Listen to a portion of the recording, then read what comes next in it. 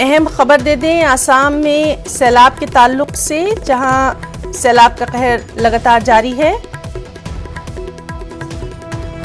6,80,000 लोग मुतासिर हैं। 31 अजला सैलाब से मुतासिर हैं। मुतासरीन के लिए राहत रसानी का काम जारी है। तो इस वक्त की अहम खबर आसाम में सैलाब के कहर के ताल्लुक से 6,80,000 लोग मुतासिर हैं। 31 अजला सैलाब से मुतासिर हैं और मुतासरीन के लिए राहत रसानी का काम जारी है।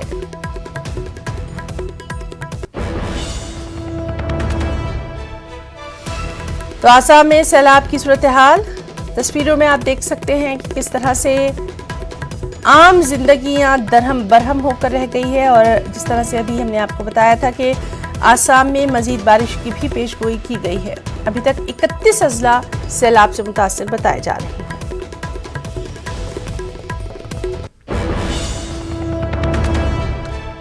अहम खबर पीएम नरेंद्र मोदी के जापान दौरे के ताल्लुक से, आज रात को पीएम की रवानगी है। क्वाड समिट 2022 में वो शिरकत करेंगे।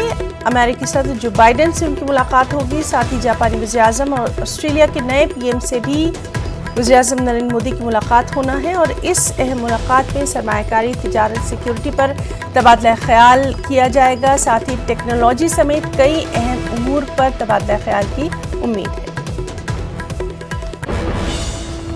तो स्पीड न्यूज़ में आज के लिए फिलहाल इतना ही। आदाब।